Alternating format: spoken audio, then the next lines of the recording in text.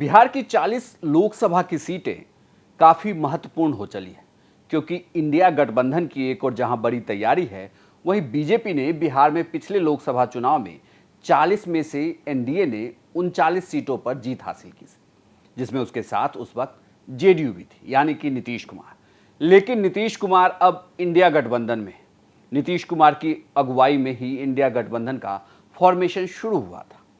JDU के अलग होने के बाद हालांकि अब बीजेपी ने भी कमर कस ली है और ये कहा जा रहा है कि 40 सीटों के लिए उसने फॉर्मूला तय कर लिया है। नमस्कार, मैं हूं इंद्रमोहन, आप देख रहे हैं बिहार तक। इस 40 सीटों के फॉर्मूले की अगर बात करें तो ये कहा जा रहा है कि बीजेपी इस बार भी 6 सीटें एलजेपी के दोनों घटक दलों को देने वाली है। पिछले लोकसभा चुनाव में भी 6 सीटें जीती थी एलजेपी।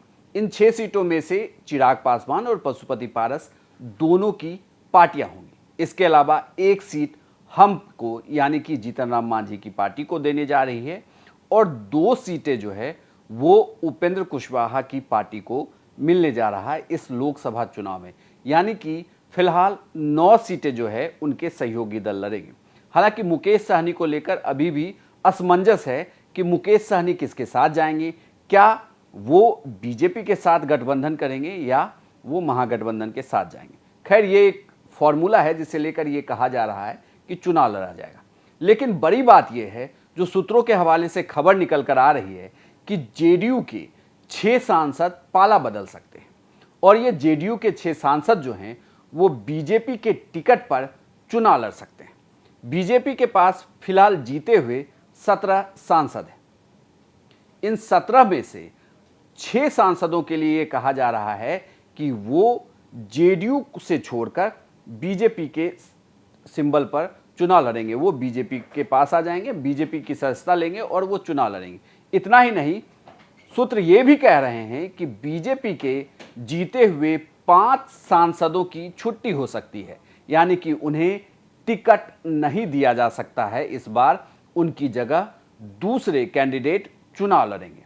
यानी जेडीयू के सांसद जहां इस बार टूटने वाले हैं। हालांकि हर मीटिंग में नीतीश कुमार ने भी ये कहा है कि कई नेता एनडीए के घटक दल के उनके संपर्क में हैं, लेकिन जो खबर निकल कर आ रही है कि जेडीयू के 6 सांसद पार्टी को छोड़ बीजेपी में शामिल हो जाएंगे और बीजेपी की तरफ से चुनाव लड़ेंगे। बिहार का चुनाव इस बार काफ़ी महत्वपूर्ण है, या यूँ कहें कि दूसरे मायने में ये दिलचस्पी होने वाला है, क्योंकि इस बार समीकरण टूट रहे हैं। एक और जहां इंडिया गठबंधन से नीतीश कुमार हैं, तेजस्वी यादव हैं, लेफ्ट की पार्टियां हैं और कांग्रेस है होगी, वहीं दूसरी तरफ एनडीए से बीजेपी सबसे बड़े दल के तौर पर होगी। उसके साथ एलजेपी के दोनों घटक दल होंगे, जीतन राम मांझी होंगे और उपेंद्र कुशवाहा होंगे। अब देखना है कि क्या जेडीयू के जो सांसद पाला बदलकर बीजेपी के साथ आते हैं, क्या वो चुनाव जितवा पाते हैं नहीं, और बिहार में 2019 जैसा ही एनडीए परफॉर्म कर पाती है नहीं, ये भी बड़ा दिलचस्प होगा। बिहार की हर एक राजनीतिक खबर पर हमारी नज़र बनी हुई है। बिहार की तमाम खबरों के लिए आप देखते रहिए सिर्फ बिहार तक।